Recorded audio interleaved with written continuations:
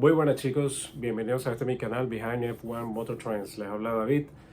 Traigo un resumen de la carrera en circuito de Jeddah y algunas impresiones mías en cuanto al campeonato 2023. ¿Qué nos depara el resto de la temporada?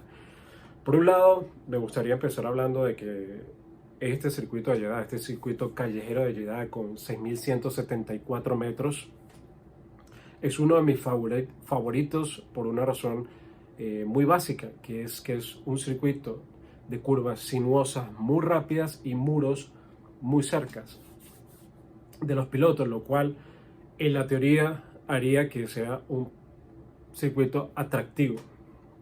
Por otra parte, siendo uno de los circuitos más largos de la Fórmula 1 actual, es un circuito a 50 vueltas, donde las áreas de rebase están prácticamente las mejores áreas de rebase en la curva 1 y en la curva 27. Dicho esto, quisiera empezar hablando de lo que se desarrolló durante este circuito, de lo que vimos en esta carrera. Empezando hablando de la escudería que para mí ha asombrado y ha roto pues esquemas, que es la escudería Aston Martin. Esta escudería, en la mera partida de la carrera, pudimos ver cómo el vehículo de Lance Stroll empezó a echar humo, aparentemente de los frenos. Ya más adelante en la competencia se vio que Lance Stroll tuvo que abandonar, aparentemente por el mismo tema de frenos, pero cuando vimos la repetición vimos también un poco de humo en el motor, así que pudiéramos pensar que la unidad de potencia Mercedes de el vehículo de Lance Stroll tenía algún tipo de dificultad, y ya cuando vemos humo es porque está pasando el aceite. Así que veremos si se rompió esa unidad de potencia o no.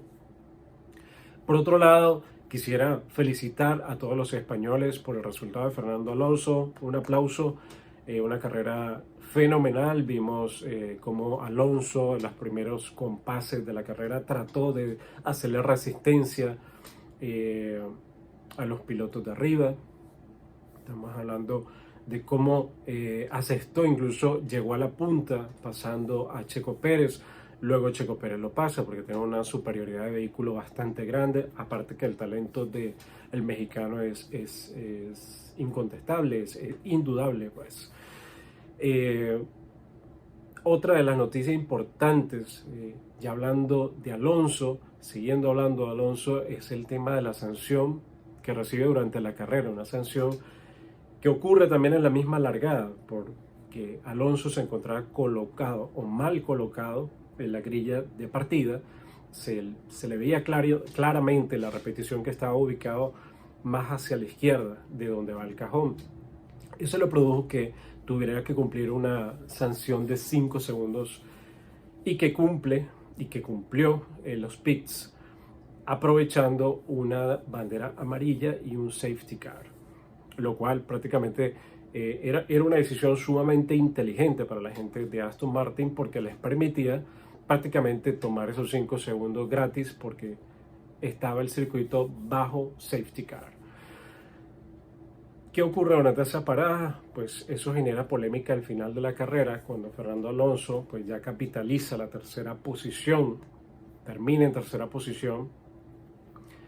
Prácticamente ya cuando salen los fuegos artificiales en el circuito de Jeddah, la gente de la FIA, de manera bastante a despropósito,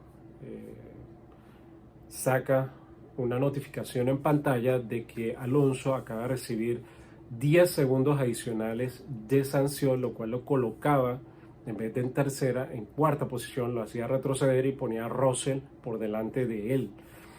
Las razones alegadas es que no cumplió con los 5 segundos de penalidad completos que le pusieron, y al no cumplirlos pues le ponen una nueva de 10 segundos.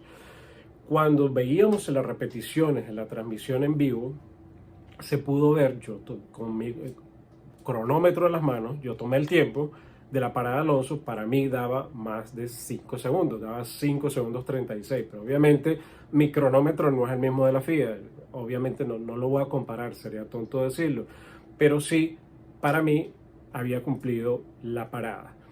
Luego hubo una reclamación, aparentemente por parte de la escudería Aston Martin, y la FIA echó pasos atrás y decidieron echar para atrás la sanción a Alonso, con lo cual el asturiano finalmente, oficialmente, se llevó la tercera posición del circuito de Jeddah. Un aplauso al asturiano por un trabajo fenomenal. Sigue siendo el alma, una de las almas que más nos encanta ver en la Fórmula 1. Le da espíritu, le da fuerza a esta Fórmula 1 actual. Así que, chapó al español. Por otra parte, habría que hablar de la escudería Ferrari. Carey Cruz, la escudería Ferrari, una escudería que en este momento, para mi opinión, se encuentra en tierra de nadie. Se encuentra un pasito por detrás de la escudería Mercedes y se encuentra bastante por detrás con respecto a la escudería Aston Martin. Eso hace que básicamente ellos estén más bien retrocediendo. Aparentemente se ve un carro más estable. Los pits están trabajando bastante bien. Hubo una parada de 2.1 de Charles Leclerc, así que eso es un punto a favor por parte de la escudería Ferrari, pero algo está pasando allí porque evidentemente el rendimiento no es el deseado. Igual con Carlos Sainz en tierra de nadie. No hay mucho más que agregar. En cuanto a la escudería McLaren, se logró ver en los primeros compases de la carrera, que fue uno de los pocos incidentes que hubo, el golpe que le propinó al ala frontal el piloto Gasly al piloto Oscar Piastri, lo que produjo que este perdiera, Piastri, un pedazo de la parte derecha de su monoplaza del ala frontal y lo obligó a parar. Tuvo que cambiar la vuelta número 1. Luego, cuando vemos la transmisión, vemos que en la vuelta 1 también tiene que detenerse Lando Norris, situación que no entendimos durante toda la carrera. La entendimos solo después en unas declaraciones a la prensa por parte de Andrea Stella, como jefe de McLaren de pista, diciendo que básicamente Lando había recogido residuos de Piastri que le habían golpeado el ala frontal también a él, y se vieron en la obligación de cambiarle el ala también a Lando Norris, vuelta número 1, lo cual es una conjunción de circunstancias accidentales, pero obviamente mucha mala suerte. Pero lo que me llama poderosamente la atención es ver cómo McLaren, con Lando Norris, ya en la vuelta 20 ya había parado 3 veces. Y Lando Norris había partido con el compuesto soft, que le daba una ventaja, al igual que Hamilton, porque eran los únicos 2 pilotos de la grilla que tenían ese compuesto. A priori eran los compuestos más rápidos. Pero ya por ese percance obligó a cambiar a Lando, quien cambia por el compuesto duro, que pensábamos que pudiera, aunque fuera la vuelta número 2, jugársela a mantenerse en pista hasta el final de la carrera con ese compuesto duro. Pues no, ese compuesto prácticamente lo descarta a las 3 vueltas y cambia por el compuesto intermedio, el compuesto amarillo de la gama intermedia de Pirelli. Finalmente, McLaren queda en tierra de nadie. 2 pilotos fuera de serie para mí, 2 jóvenes, 2 perlas de la Fórmula 1 como son Lando Norris y Oscar Piastri, quedan peleando entre ellos. Son las 16, 17, 15, 16. Realmente una pena ver a McLaren en este momento. Por otro lado, vemos ya finalmente, hablando de la escudería Red Bull, cómo el dominio de Red Bull se ha profundizado en esta carrera. Yo en mis predicciones yo decía que Max Verstappen iba a llegar hasta la tercera plaza y me la jugaba, que Alonso llegaba de segundo y de primero pues mantenía al mexicano Checo Pérez. Pero nada, Max Verstappen escaló hasta la segunda plaza con bastante facilidad, a mi manera de verlo, porque el circuito de Jeddah es un circuito bastante demandante y difícil, como lo he dicho.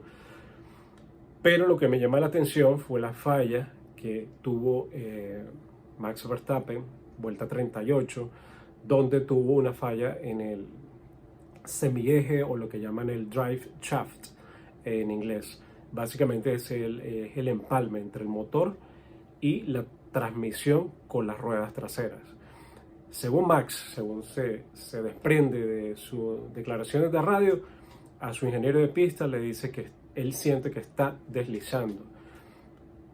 Una vuelta transcurrida después, le replica a su ingeniero de pista que ellos no ven en telemetría nada, que todo está bien y realmente, aparentemente, el problema o bien se solucionó o bien el problema no era muy grande, porque incluso Max Verstappen con todo ese problema hizo la vuelta rápida en su última vuelta y se llevó ese puntito adicional. Debo felicitar a la gente, también a los mexicanos que siguen la Fórmula 1, porque tenemos un piloto ejemplar en Checo Pérez. Felicidad absoluta ver a Checo Pérez en primera posición, merecido por demás, un piloto rapidísimo, durante la carrera impecable, no hubo un pequeño conato en los primeros compases de la carrera con Fernando Alonso, pero finalmente los logró resolver de manera solvente. Y bueno, se lleva pues todos los aplausos Checo Pérez. Hubo un momento un poquito de tensión por radio cuando se comunicaba con su ingeniero con respecto a la situación, con los códigos de comunicación que hay entre el ingeniero y el piloto, y eso está hablado en las reuniones de ellos. Y básicamente Checo trató de defender su posición porque aparentemente en algún momento se pensó que Checo pudiera empezar a aguantar su rendimiento para permitirle a Max acercarse y bueno, batallar con él.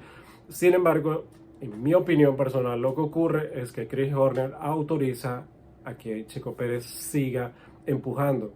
Después hizo hasta 3 vueltas, 3 récords de pista consecutivos, lo cual no es nada sencillo. Y bueno, felicidad total para la gente de México porque tiene un piloto espectacular. Me encanta ver a Checo Pérez, me hubiera encantado que hubiera estado en la segunda posición Fernando Alonso, pero bueno, así es la vida.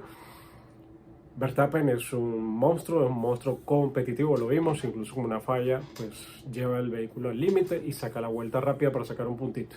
Así que bueno, ya para despedirme debo decir que los cambios que ha hecho la Fórmula 1 desde el año pasado, la FIA, con esta Fórmula 1 básicamente lo que han producido es una Fórmula 1 bastante monótona.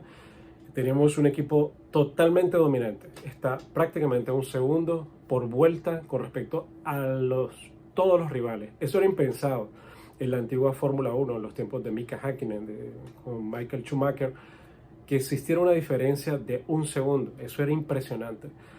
Esto evidentemente abre una grieta entre un equipo que está en una liga como Red Bull y el resto.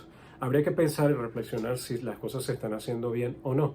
Yo pensaría que lo mejor es dejar que estos cambios de reglamentación ocurran en periodos más largos, como 10 años, y no en 5 años, porque evidentemente yo creo mucho en las convergencias de rendimiento, que quiere decir básicamente que entre más tiempo tú desarrolles algo, estando, por ejemplo, congelados los motores, pues obviamente las demás escuderías, independientemente de sus capacidades técnicas, en algún punto van a ir convergiendo, van a ir llegando a los de punta, como estaba ocurriendo en los años 2019 y 2020. Sin embargo, con todos estos cambios que no son nuevos, porque históricamente la Fórmula 1 los viene haciendo siempre, obviamente se trata de beneficiar a los demás y al espectáculo, pero al final lo que nos produce es una Fórmula 1 bastante monótona. Y bueno, esperemos que esto cambie. Por lo demás, muy contento de estar con ustedes de nuevo. Por favor, déjenme sus comentarios en la cajita de aquí abajo. Denle un me gusta, suscríbanse a mi canal si quieren ver más contenidos como este. Y bueno, con eso me despido. Se despide David. Nos vemos en una próxima oportunidad.